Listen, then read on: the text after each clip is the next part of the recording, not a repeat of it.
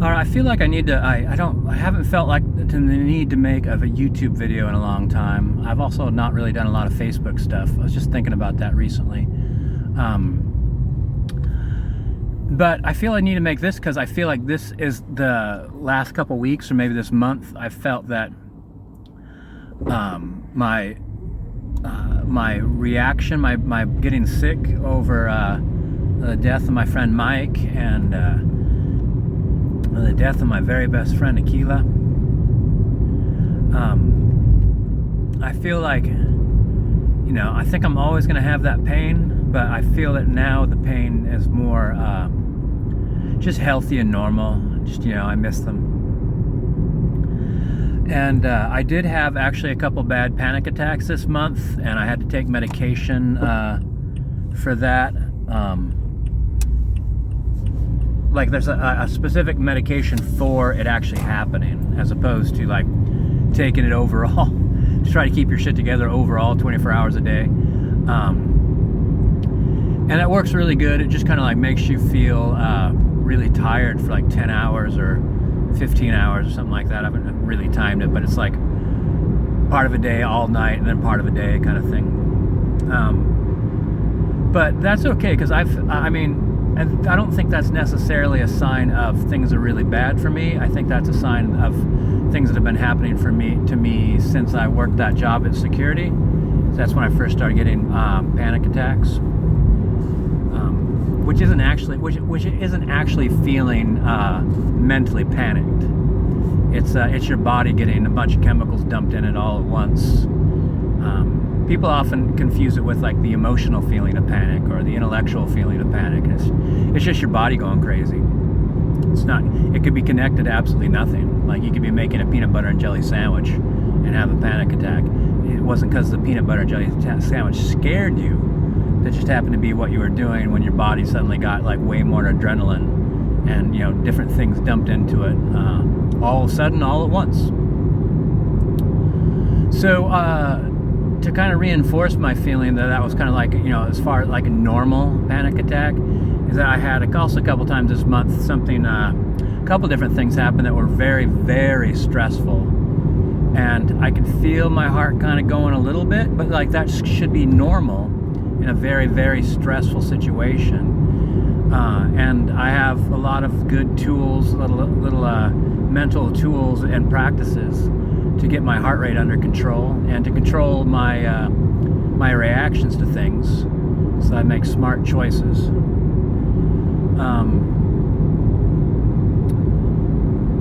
I have cried, but I haven't cried for more than just like I might cry like every day actually, but like it'll just be very briefly. Like just now I just cried a tiny bit. Like just like basically I could feel I formed one tear the inside of my inside corner of my right eye. And I think that's fine. I've gone most of my whole life without crying. Like so, if the rest of my life if I cry once a day over things that I feel are worth it, they're important, then that's fine. I'd rather have that than the kind of like hard shell stoicism that I think I've had for a lot of my life.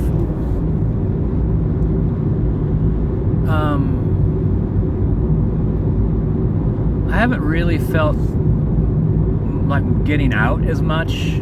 That was one of the things I noticed, a big change in my personality. But at least now, like it's not necessarily. I don't feel an aversion to it. I just don't feel like it. It's just so much better, so much better. So like what I'm thinking is that like different techniques I use to like spend my time, I need to like dial some of those back so that more boredom hits, and that once I'm bored I'll feel more like like going out and doing something in my backyard, or maybe going camping. Going camping would be a pretty good sign of mental health.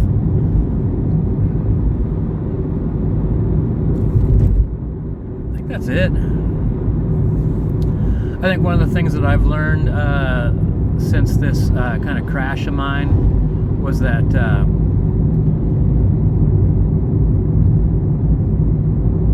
like I definitely have chronic depression. I tried to fight that with my doctor, but now I believe it's true, and that's fine. All that means is that's just something to be aware of for the rest of my life. It's like it's no different than like needing sleep or food. It's just like it's going to be a regular part of life, and you have to manage it. Getting sleep and food is a great way to manage depression. And then also, like, you know, one of the warning signs was like I was unhappy in life, and instead of making some changes, for instance, like going part-time, using my vacation time to get 3-day weekends, things like that,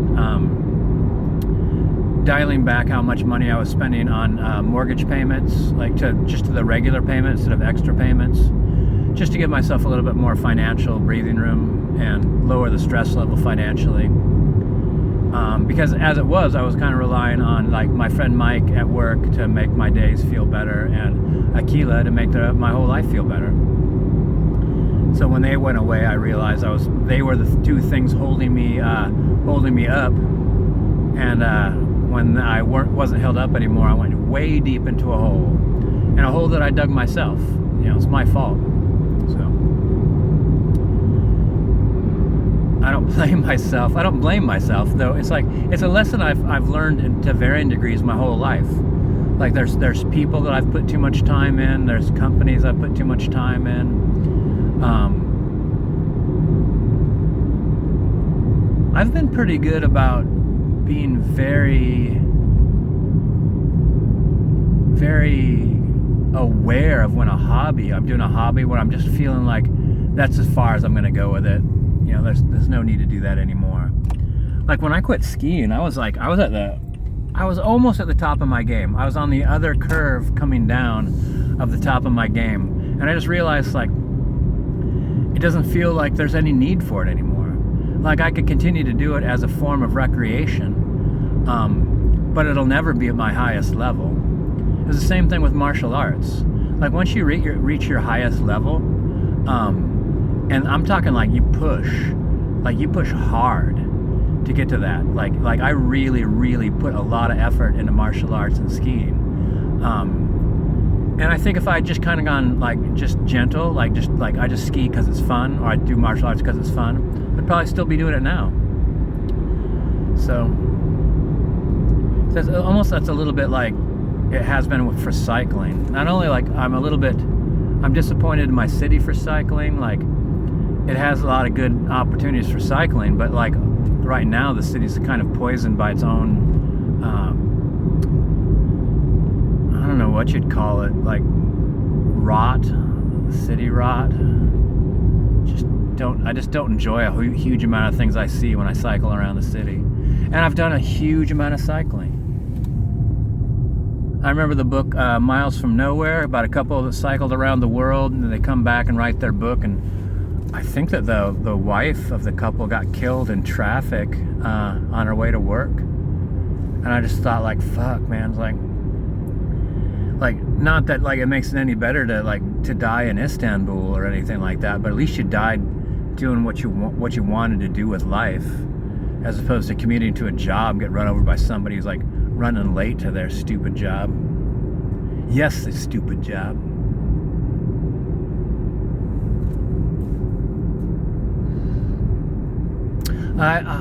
This is actually the other thing I thought about. Like, it might not necessarily. Now might be actually a really good time to go back to my first videos. I think my first video was an accidental video of me filming the ocean. I didn't realize I had a video camera. I bought it last minute.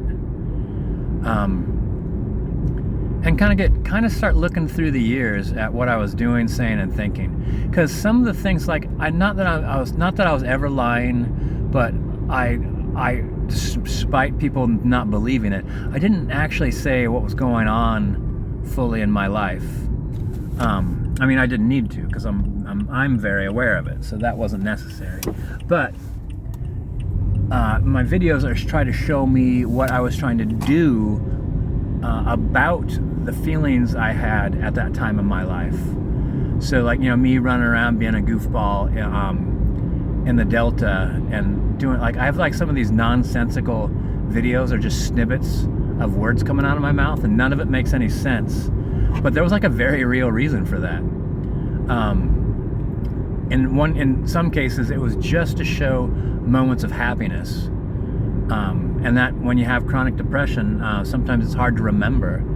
So like when you're in the dark tea time of your soul, you could put on the video of just you laughing, and you know that all that laughing came from one single day. One afternoon walking the dog, all this laughing is just from that walk. And it was real laughing, it wasn't fake laughing.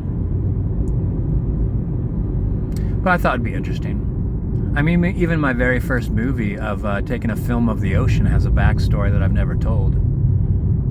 And that was not a happy time of my life either. Oddly enough, being in Hawaii. How could you go to Hawaii and be unhappy? Well, it's not that I had a happy time in Hawaii, but it wasn't a joyful time of my life. It was a really great thing to do at a time where things just seemed kind of shitty. And that shittiness imprinted itself onto that time. I don't regret that vacation, but like, it was really half and half. Yeah, I think that's it. I think that's all. I think that I'd like to start fresh. I know that I'm not going to be able to in any of the old ways I've behaved. I think that I need to borrow some of my old ways and find new ways to behave, new ways to think about my mind and my body and my emotions, and how I support myself in all ways, and to never fully rely or totally rely or even very much rely upon anything or anyone else to help me through something. I thought I was facing things head on, but that was obviously untrue. And also sometimes I think that if I just persevere, have indomitable spirit, that I could reach the shore, and stand on my own 2 feet again, and I won't need, any kind of flotation device. Anyway, there it is, update.